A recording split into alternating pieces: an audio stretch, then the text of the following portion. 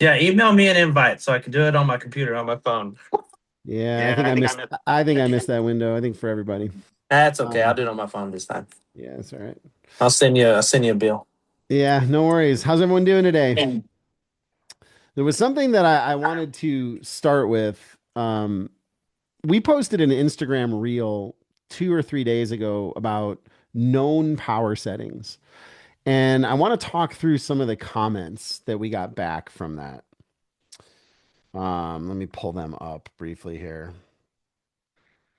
Here we go. So the reel was just describing how in any given airplane you should have known power settings. You should have some idea of where you're going to set the power. Um, One of the comments that we got right away, the first comment was something along the lines of known power settings and then a vomit emoji. Why not just teach how to fly the aircraft and maintain any desired speed you want? Engine speed heavily fluctuates even with the greatest of climbing or descending pitch attitudes. Or I get what he's trying to say. What this person's trying to say is in a fixed pitch propeller airplane, when you pitch up or pitch down, it changes the speed of the engine. It changes where you set the power. This person is also making it mutually exclusive. Either you're using known power settings or you know how to fly the airplane, right? Okay, so that's just wrong on multiple levels, and I just wanted to use it as a talking point there. Um, Known power settings will get you in the neighborhood. This is not instead of knowing how to fly the plane. This is they're not mutually exclusive ideas. Let's just take somebody like I always say to my students, the only difference between let's say me and a guy like Mike Goulian when it comes to visual flying is Mike is a heck of a lot better at figuring out where he needs to look visually to get the data he wants to fly the airplane and make a change. He might be so good at that that he's picking up on things and doing things before I even notice. Okay. So when any pilot flies with known power settings, and by the way, this is not my idea, this is the way it's done. You can ask professional pilots in any area of aviation where precision matters. Believe me, they know where they're going when they go to set the power. They're not just guessing based on feel. Now, that again, that's not mutually exclusive. It's not to say that pitch and power and your feel for the airplane don't matter. They matter a lot. And every little day is different. Sometimes there's four people in your airplane. Sometimes it's a low pressure system. Sometimes it's, whatever it is, it's a different day. Um, so when you use known power settings, and the ones that I threw out in the Instagram story were for a Cessna 172, these are just burned into my brain. 1500 RPM, 1800 RPM, 2200 RPM, and say 2400 RPM and full power. Okay, so you've got five, let's say, known power settings. Now, if I'm going for slow flight, I'm going to target 1800. I know that with full flaps, if I want about 55 knots in that aircraft, it's going to be in the neighborhood of 1800. So I'll go directly to 1850 or 1800 even. And that's when the game of where this guy says, why not just learn how to fly the aircraft and maintain any speed you want? That's where this starts to come in. It's not going to be perfect. I'm not going to immediately go to 1800 and everything's dialed in. It's just that I have a known starting point. I'm not guessing. I'm not saying, I'll just base on feel. I go to 1800 and then from there, based on what you see and what you feel, use pitch and power to fine tune the power setting for exactly the performance you want. All right, so known power settings and the idea that you are going to use pitch and power to intuitively fly the aircraft are not two different ideas. They are ideas that complement each other and work together to let you be as fast as possible, to bring you closer to that Michael Goulian speed, right? The people that are really, really good at, let's just say, flying the airplane. But I promise Mike has known power settings too. The other thing that went on, this is the reason I'm talking about this, is because these comments surprised me and they kind of went on. Um, One guy said, "Hey, the only thing about this idea, apparently no one's ever said that to him before about known power settings. Is part of the reason we need to get the word out." But he says the only thing about that is that it's very airplane specific, and when you fly a lot of different ones, it becomes a lot of jumbled numbers. I find feeling the airplane and what it's doing is a little more transferable. Okay, again, feeling the airplane and knowing what it's doing is not a different idea from known power settings. And I just want to call BS on what the guy said there. Okay. So certainly if you can remember another set of V speeds, you can remember a couple numbers. I fly as many makes and models as anybody I know, and I can still remember that in a Cirrus, it's 43% for the pattern and 23% at the abeam position. I just remember that from a Cirrus, but there's not that many known power settings for each make and model. And truthfully, some are so close, let's say like a Piper Warrior 2 and a Cessna 172, they're so close as to be interchangeable. So, last thought on known power settings, it is not a crutch to use instead of flying the airplane with pitch and power. It is a starting point to help you get better and more efficient at flying the airplane with pitch and power. And I don't agree that coming up with known power settings for multiple makes and models is as tricky as that comment makes it sound, because, like we said, there's a lot of overlap in certain makes and models. And in any case, when you move between one airplane and another, there's a lot that you have to remember: how much it weighs, what's the empty weight, how much fuel it holds, what's the oil sump, what are the V speeds. I mean, three extra numbers about what I'm going to do in the pattern and what I'm going to do when I'm at the beam position is not the end of the world. So,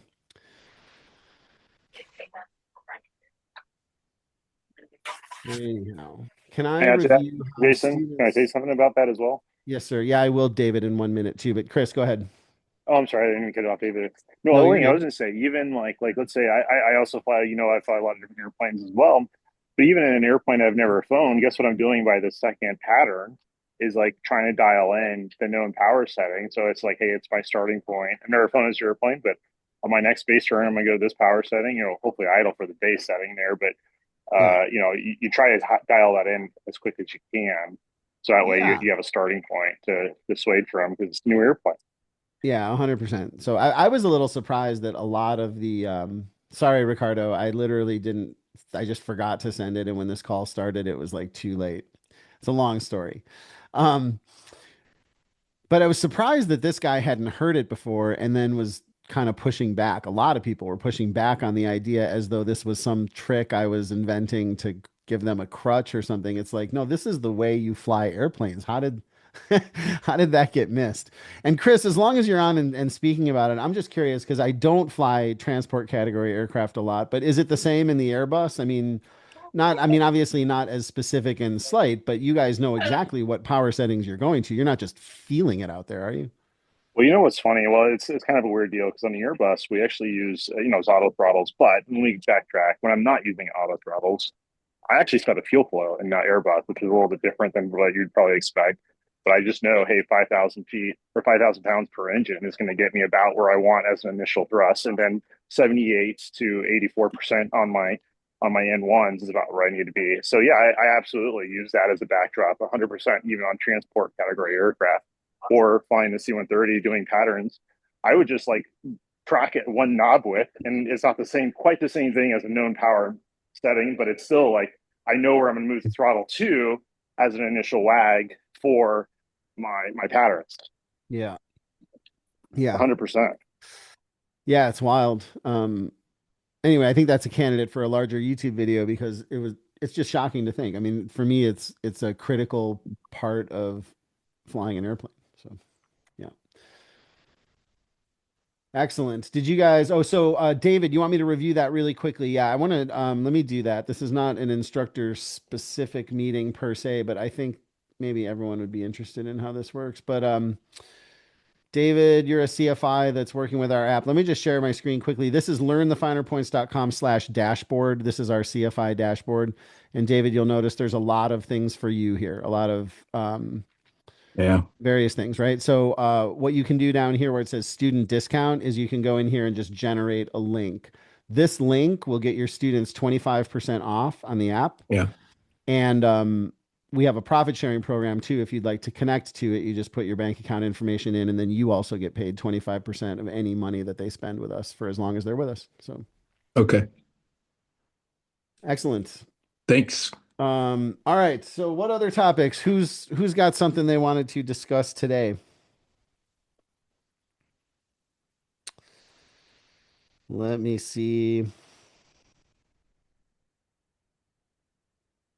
All right. Known power settings we got through.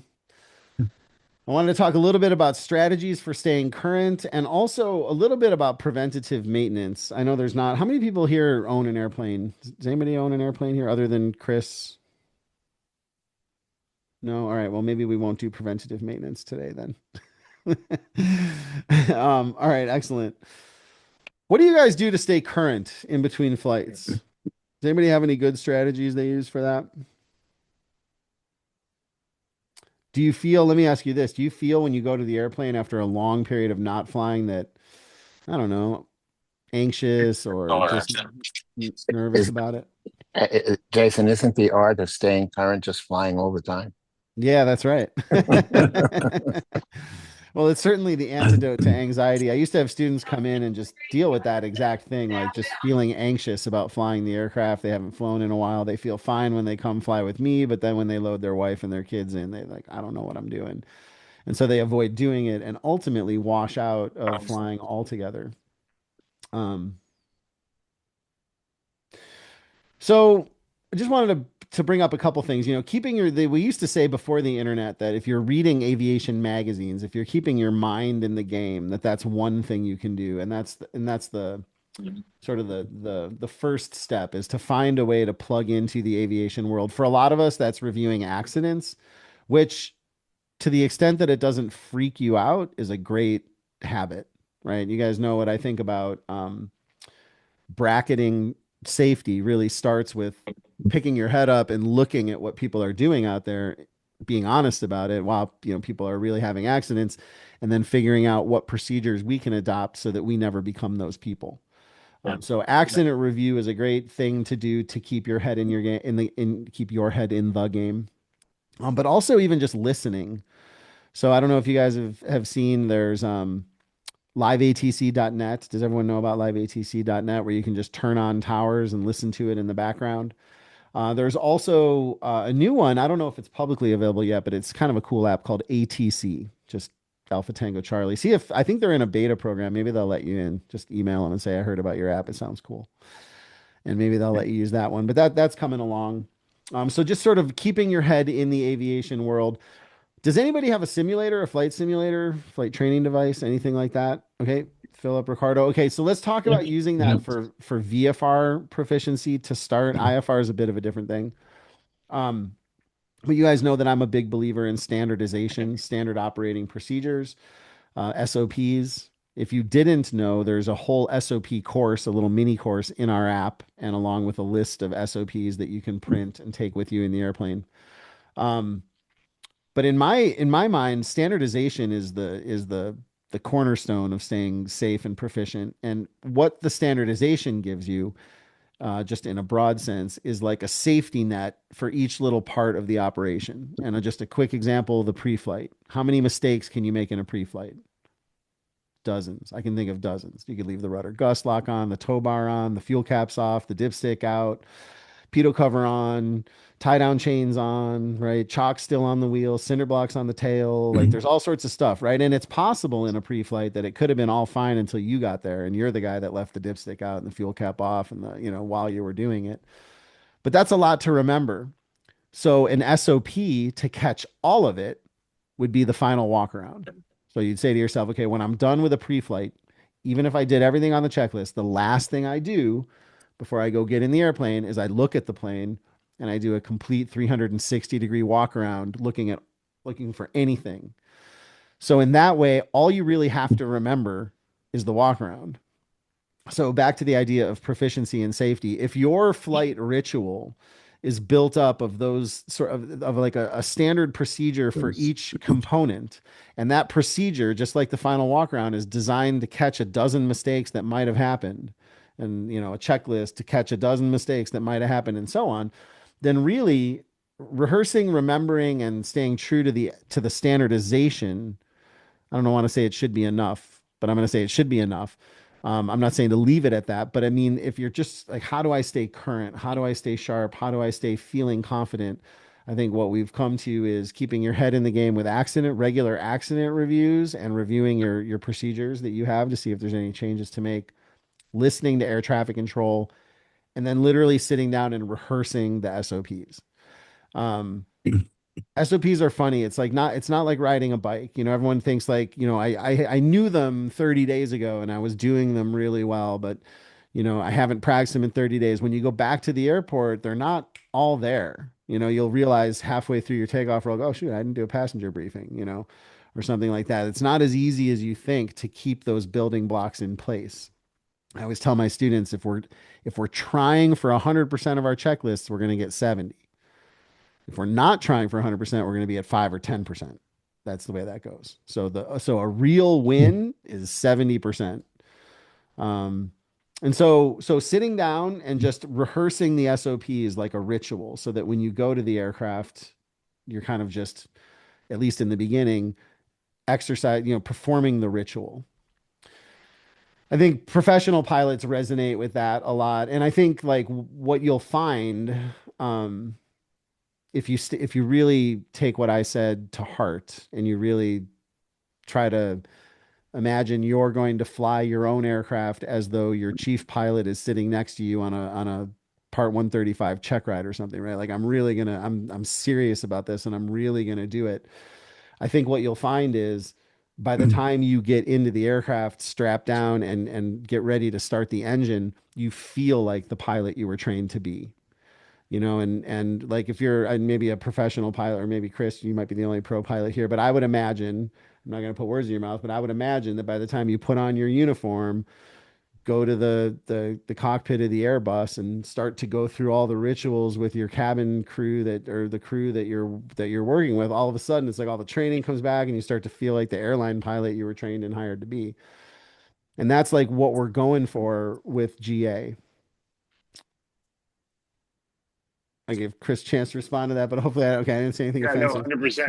I'm agreeing in the sense this is an agreement. Like, yeah, it's 100%. Like you go through your flows. And, you know, and more importantly than all of that, you just and it's like, yeah, all that goes standard and everything, but that highlights the importance of doing all that for the sake of emergencies. If Yeah. you're not, you know, even when I fly the Cirrus or some other airplanes, if you're not taking the checklist out once, you know, if you got a 3 hour flight, why not take 10 minutes to go through an emergency checklist? Yeah. You know, and become Yeah. comfortable. So when things do happen, it's a response, not a think. Yeah. Yeah, that's great. And I really feel like what we're trying to carry as we go from flight to flight in the GA world is that confidence. So you never get to that place where you feel anxious like my students that I was describing and you spiral off into the rusty pilot world because you're just, you get behind the curve.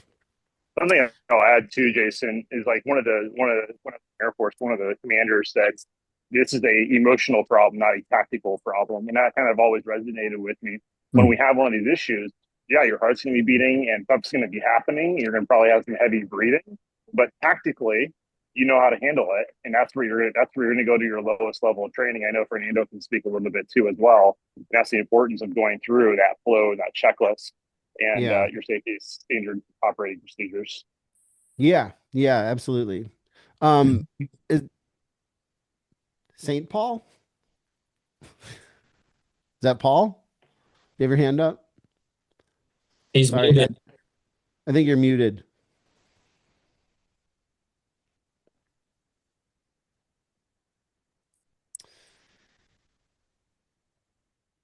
I don't know if can I unmute? I wonder, do they give me God powers in Zoom? Sometimes. I can mute. I don't know if I can unmute. Oh wait, let's see. No, I can't. Oh wait, I can only ask to unmute. Be careful, Jason. You might not want to unmute. That's too much power. I know. I think that's too Okay, much all power. right. Being able to mute. He I'm got not- it. He got it. He got it. I got it. Yeah. Okay, good. I was frozen for a while. FAA wings programs, there's a ton of them. Yeah. And, a lot of them cover all different subjects. And so that's one way that I, try to stay active in Northern Ohio winter sessions. Yeah, no, that's great. Thanks for bringing it up too. And there's some flight schools or flying clubs that I'm aware of that force their members to do it. Like your flying privileges are suspended if you don't attend at least one wings event a quarter or whatever it is. Jacob, our editor, that's how his flying club works. And those are great. That's amazing. Also the IMC club. I mean, I would put all that in the category of keeping your head in the game, continuing education, and an important part of the staying current process. But notice that everything we've talked about so far is pre-flight. Like we haven't flown yet, right? I mean, which is kind of neat, right? So all the things we've just said, listening to, accident reviews, listening to ATC, practicing SOPs, going to wing seminars, participating in the IMC club. We haven't even fired up the engine. So that's a lot. There's a lot of fruit on the tree there, so to speak. Ricardo, did you have something else to add? Yeah. I Yeah. can't unmute you. Okay. No, I had to do that. When I'm on these instead of my headphones, they'll pick up my daughters in the other room, and Oh, I know. so I try to be courteous. Now, what I want to say is I have done something for years that my friends always pick on me about, but I keep a list, Mhm. essentially a task list. It's a literally columns and rows, and the rows are things such as aviation, marksmanship, astrophotography, blah. And I require myself to put in several hours a day towards those tasks.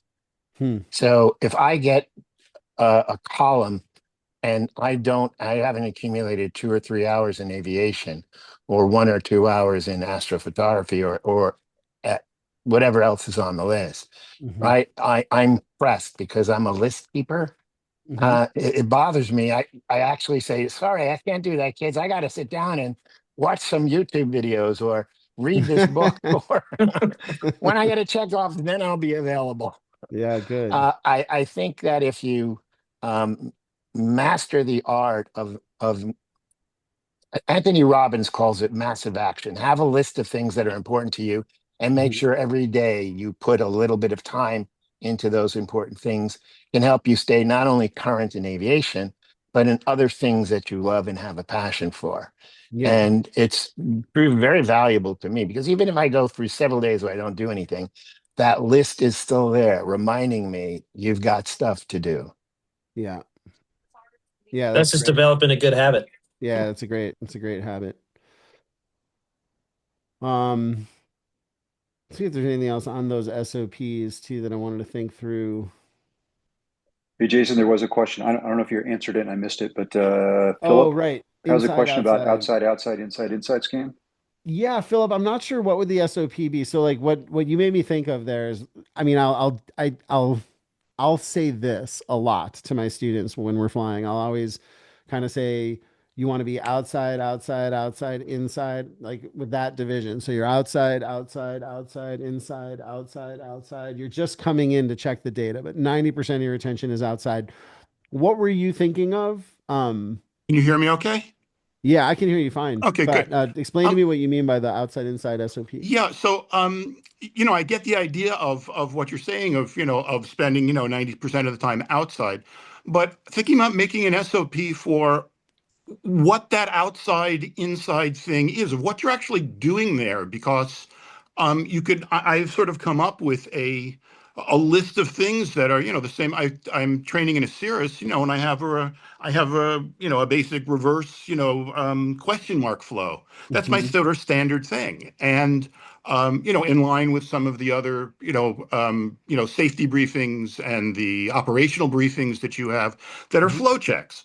Right. And so what I'm thinking about is an SOP for what you actually do. And I've sent this to Christopher, Mhm. and I've sort of been playing around with this on my simulator, and I'm headed toward my check ride right now, and Which check ride, private or for instrument? private, yeah, Oh, yeah, for yeah. private, Yep. and in an SR20 here in New Jersey, New York, Awesome. and Use our mock oral if you haven't. It's bulletproof. You will not fail your oral if you use that. will do.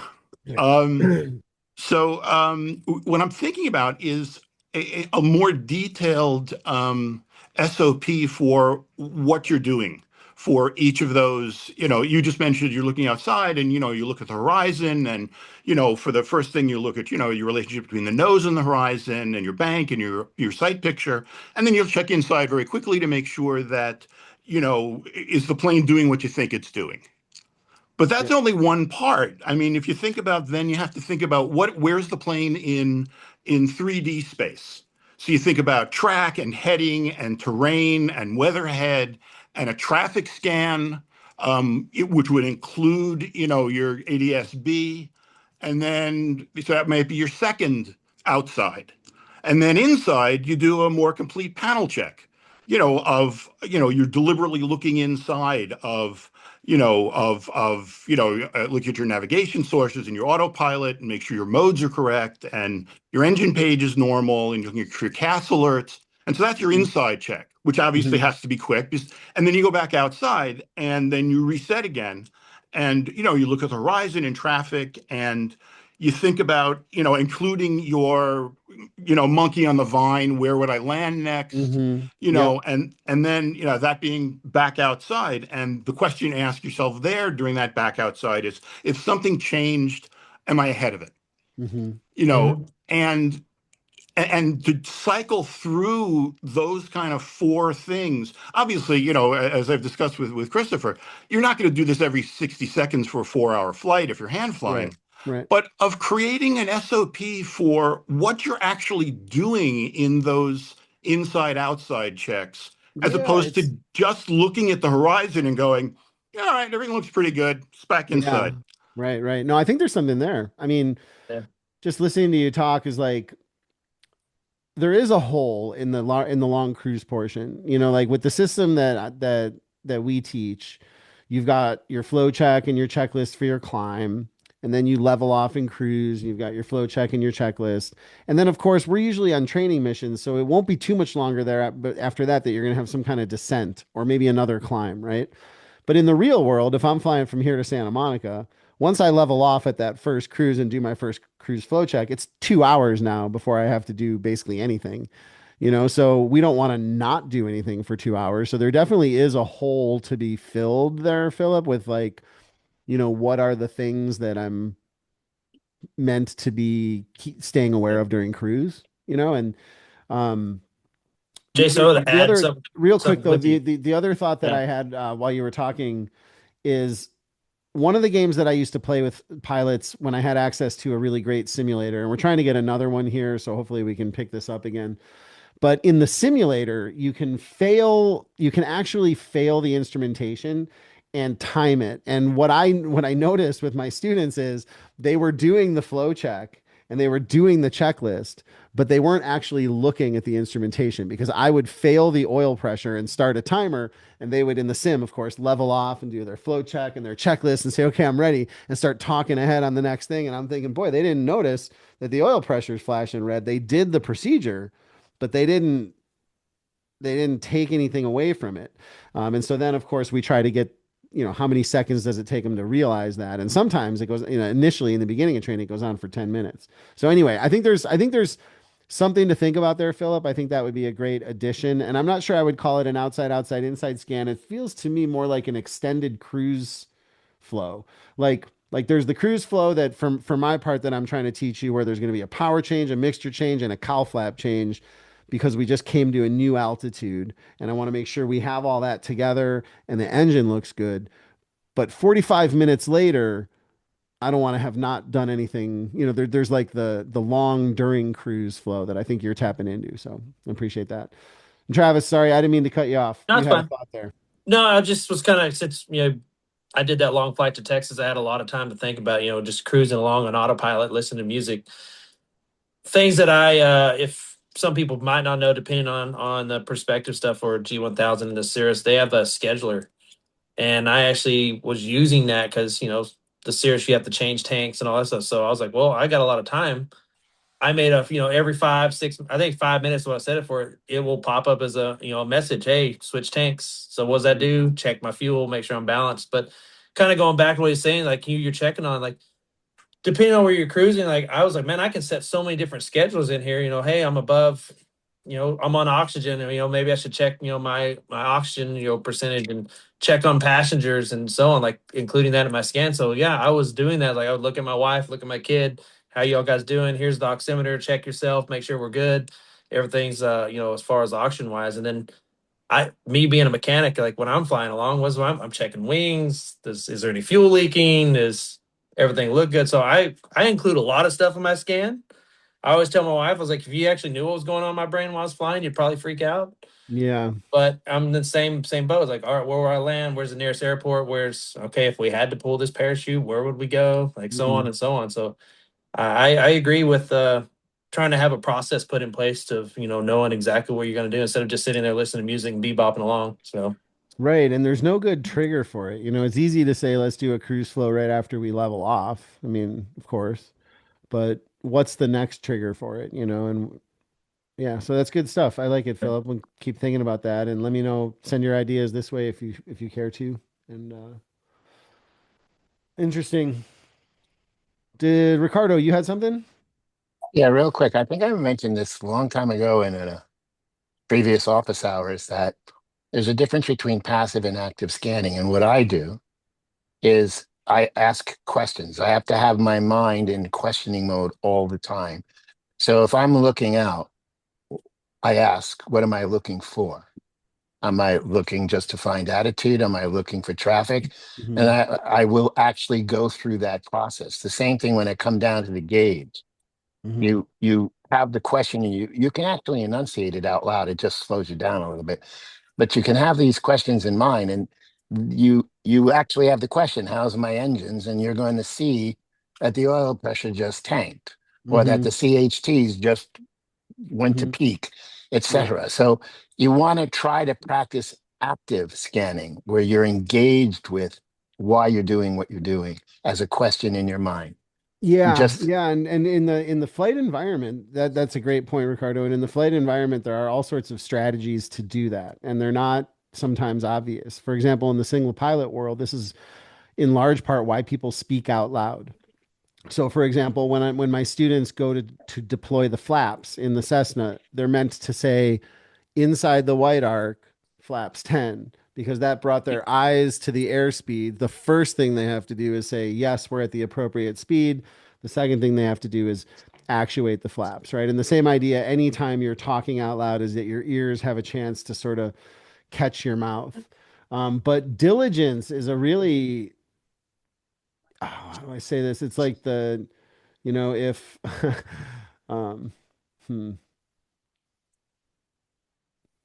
this is going to be a religious analogy, but if SOPs were God, diligence in performing them is like Satan, right? It's like it's the downfall, it's the kryptonite to the SOPs. It comes with them too. The more you do them, the more you're going to end up being complacent. So Richard, for example, my mentor, I can still remember this day where he changed his mind watching me. He used to have me say, power set, engine gauges in the green. And then one day he saw me look at him and say engine gauges in the green. He goes, did you really look at those? And we got in this whole conversation. From that day on, it was oil pressure green, oil temps green, amps are good, engine gauges are checked. Like during the roll, he switched. I had to go through each one. And I don't mean to beat up my sim students who miss the oil pressure, because I can tell you, we started this conversation talking about how the final walk around catches all evils in the pre-flight. Well, I'm the guy that did a final walk around on a DA-20 in Dallas and missed two giant red cowl plugs with remove before flight banners hanging off of them because I wasn't even looking at the plane. I was doing the walk around, but I was looking at the weather because the weather was dodgy, right? So I was doing the thing, but I wasn't bringing my attention to bear. Richard saw that I was looking at the gauges, but was I really looking at the gauges? I notice my students do their flow checks, but did they really catch the failed oil pressure, right? That is the hard part of standardization. Um, and I think what they do in the really pro world, like where Chris is flying, is they just put two pilots there. Not, I mean, they have to for that equipment, but the two pilots being there is what guards against that, because that's the way. And the people who really have that challenge, who probably have the most creative strategies, are like the single pilot cargo operators like Ameriflight or whoever else are sending one pilot out into the system. Those companies and those SOPs have a lot of creative ways to keep the pilot's attention intact. Jeff, what you got? Um, did you, well, I'm on my iPad through the app to get to this session, but there was no Patreon email that I saw. Yeah, I know. Also, I'm sorry. My also, fault. um, is there any way to sign on to this session on the CFI dashboard?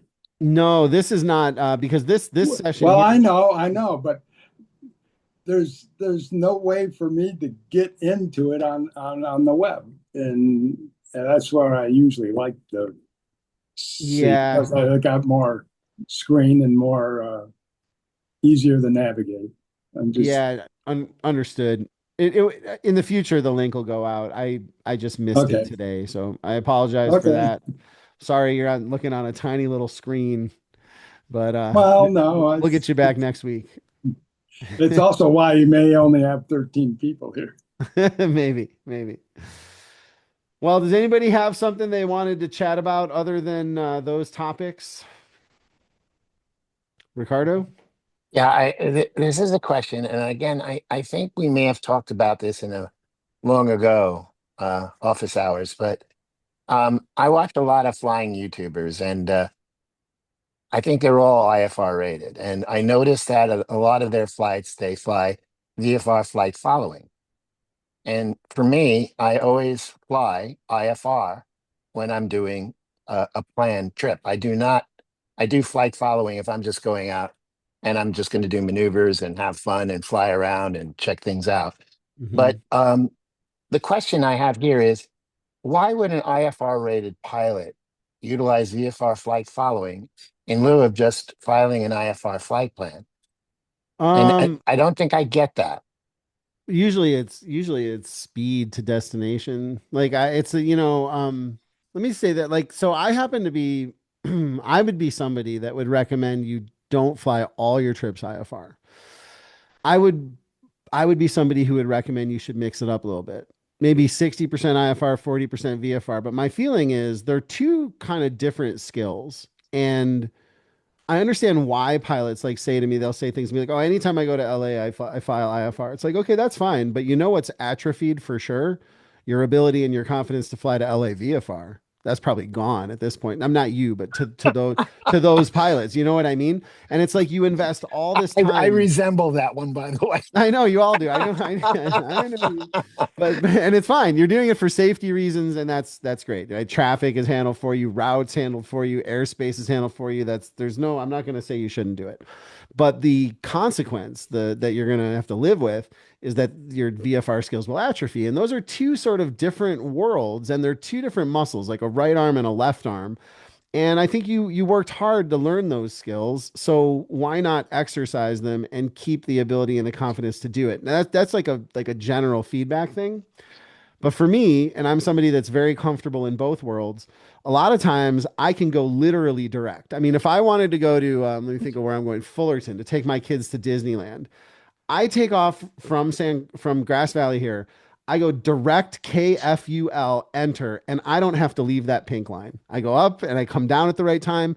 I know how to read the airspace when I arrive at LA, so I stay under the Bravo and above the Delta, and I know how to get in there doing that, and I'm confident with it, and it probably saves me 30 to 45 minutes. So a quick interjection on that one.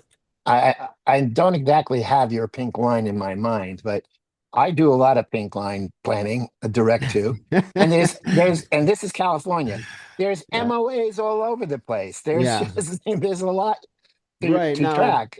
there are MOAs are intermittent. They're not always being used, So I wouldn't make the assumption that I have to go around an MOA unless, and for anybody that's doesn't know, MOA is a military operations area, those little magenta fences you see, and it's optional. You can go in if you want, regardless of whether it's active. It's not a restricted area. But it is hazardous to fly through there when they're using it. Now, the good news is they publish the times and altitudes, and a lot of times with the MOAs, they're using them, but they're using them 15,000 feet and up or 20,000 feet and above, or, so often I'll talk and negotiate. But I don't think there's MOAs between me and Fullerton anyway.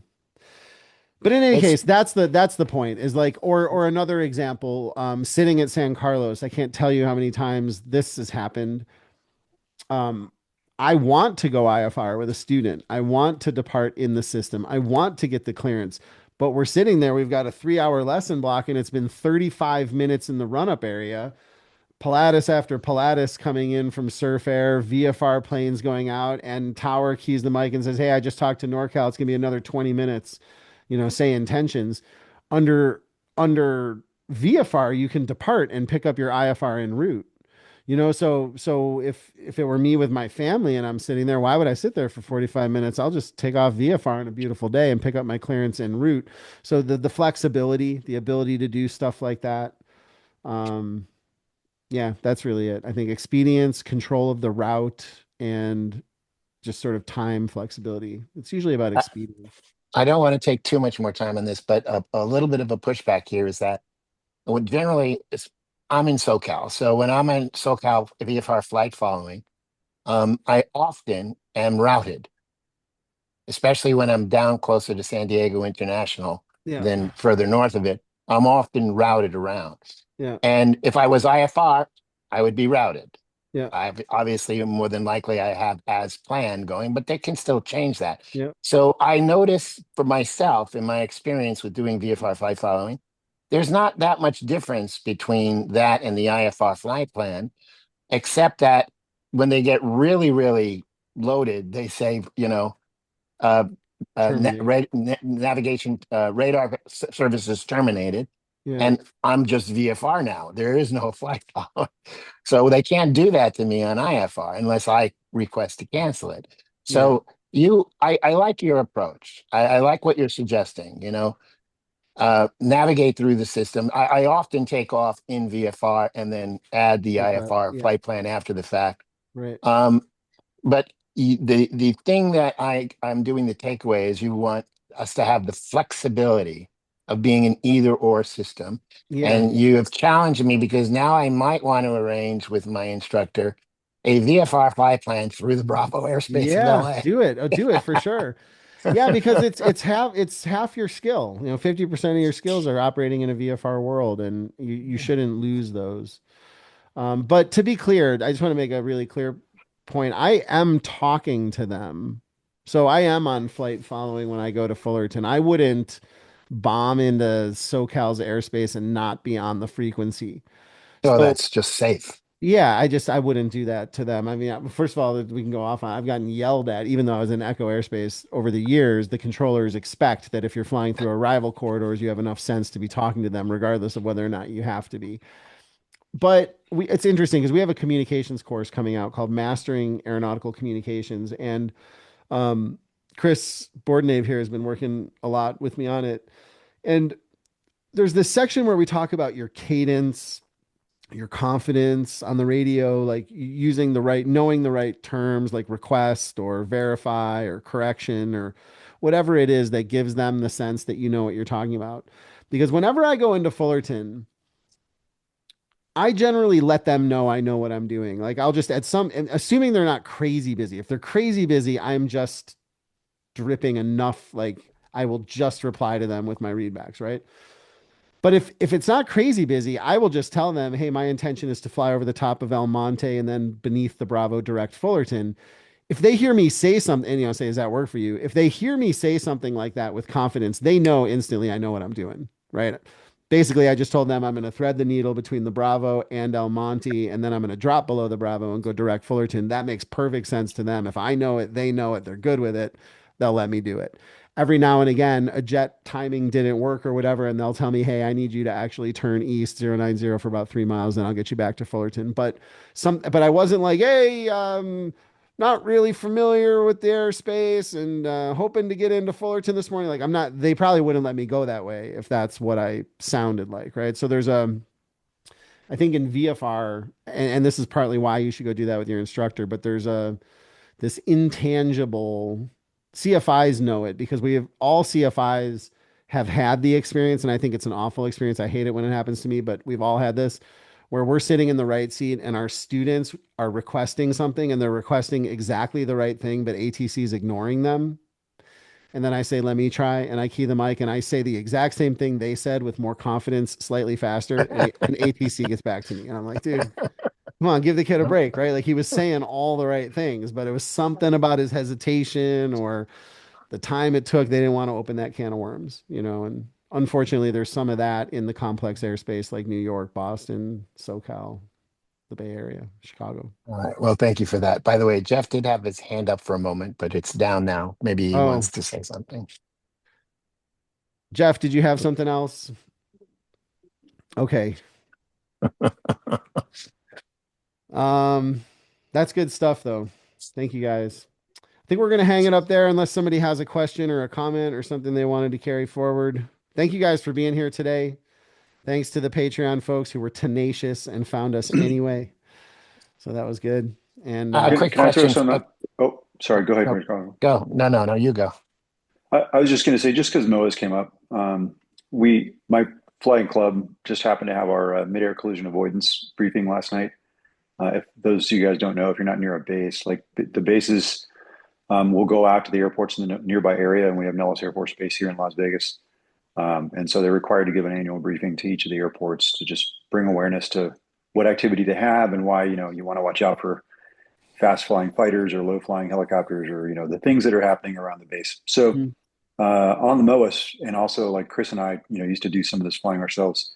One of the points that came out is that if you don't talk to anybody, if there's activity in a MOA, then what they're going to do is they're going to put this really big bubble around you for safety, for everybody's safety. Like fighters don't want to run into you any more than you want a fighter to run into you. So they're going to, like, for instance, for a red flag large exercise that happens here in Nevada, when we're talking about, 50 airplanes on each side fighting each other for a play war, they'll like at least put 5 miles and 5,000 feet vertical separation. So that's a 10,000 foot block, 5 miles around you, because they don't know what you're doing. If you don't talk to somebody when you go to MOA. When I was in North Carolina, there's a MOA there right above Seymour Johnson Air Force Base, and we would just climb up, go in there, do some quick dogfighting or other types of maneuvering, and that would like crush almost all of the airspace. And so just from a taxpayer perspective, you can imagine like you're canceling $10,000 an hour of airplane flying time times, in Nevada, it could be times 100 airplanes. Yeah. So you just to be mindful of that if you talk and do coordination, like Jason says, just as long as you're talking to somebody, or if you're not talking to somebody, you're not on flight following, at least if you contact on the frequency that the MOA has, if they know your intentions, they can either direct you to the area away, like Jason said. It could be a block altitude where they're doing training, or it could be only a corner in the MOA. They can direct you away from that, or at least they can minimize the bubble, and it could be maybe 1,000 foot block in a mile. And we know the routing, so the fighter pilots know, or the C-130 pilots like Chris was, kind of know where to avoid you while you're transiting. So just makes a huge difference. So while you can and you have the right to walk through a MOA, just realize how much impact you have, whether you're coordinating or not. And yeah, thanks for that, Fernando. I think like when I was teaching for AOPA and I met like every FERC we did, they would send a NORAD fighter pilot out to lecture to the CFIs, basically say what Fernando just said. But after spending so much time with those guys and girls who were flying those fighter planes for NORAD, that's the feeling that I was left with more than anything. That a pilot who chooses to exercise their right to fly into a MOA that's active at the altitude it's active is at the very least extraordinarily rude. Like this is a person who really only cares about themselves or doesn't understand, like Fernando said, that in some cases pilots have come from Germany, they've come from France, they've come from Canada, they've planned this for months, they've spent hours in the ready room, it's $100,000 an hour just to light up the engines. And here comes me and my Luscombe going, watch what I can do. It's like, it's just rude. If nothing else, it's just rude. Right. And if that's not a good argument, these are the people that are practicing protecting us. So let's give them the sandbox to practice in, because if we don't, like, let's say we just keep flying our Luscombes through there going, oh, screw them, it's our law, they can change it if they don't like it. Then they'll change it and it'll all be restricted like Utah. In Utah, there's like one little corridor I can fly through between California and Salt Lake City. It's all restricted airspace. So either we play nice with the MOAs or it goes restricted. So Agreed. Wow. yeah. Or you just talk to them like we did when we went to Fullerton one time, and you might get a free air show. Yeah. I mean, sometimes, right. Hey, maybe they need intercept practice. I mean, they Let's come literally intercept did. me. I'd ask and you. It's the worth one- throwing it out there. The 172 were practice flying it. through there, and they're like, "Do you mind if they come near you?" I was like, "Absolutely not. I used to work on fighters. Come on, I want to see them close." Were they inverted? No, we were trying to fly inverted with them. So I, just to kind of real quick on the MOA deal. When I was stationed at Luke working crewing F-16s, like we've had a ton of pilots that come back and tell us the same story. They're like, "Yeah, we were doing low level stuff at night, and this guy just comes out of nowhere, and he's like, I don't care what you're doing in F-16. It might be the most maneuverable aircraft on earth, but when you got something, the closure rate so quick, he's like, if I would have just turned just slightly different that day, it would have been a bad day." He's like, Yeah. and the guy, and they called up, he's like, I guess the guy was really low level and they didn't see him. And they're like, come on, man. But now, like, I think a lot of the barium Goldwater range, a lot of it's all restricted now. Back when I was there, a lot of it wasn't, but now a lot of it's restricted area now I just know. because of that So, game. I don't want to see it go that way, you know? So yeah, so generally I'm not flying through hot MOAs. Yeah. All right, you guys. Well, have an amazing weekend. Real quick. Sure. This is just vanity on my part, but what do you guys think of my new hat? I like it. Is that a rocket? Yeah, what is that? That's the Aries. Aries. That's the Aries 10. I was a VIP to the test launch of that very short-lived program. And I needed a hat because I can't stand looking at my bald top here. So normally I'm wearing my headphones, but when I come in through the iPad, it's got to be earbuds. I figured I'd daunt this, and I want to know. You guys I think like it's cool? I think it's Perfect. cool. I think it's cool. I like it. So Thank you for that moment of vanity, and I appreciate it. All right, you guys. Well, have a great weekend. We'll see you next week, and I'll get those Patreon links out next week. So Awesome. Thanks, Jason. yep. See you guys. Very well. See ya. Yep. Bye. Bye.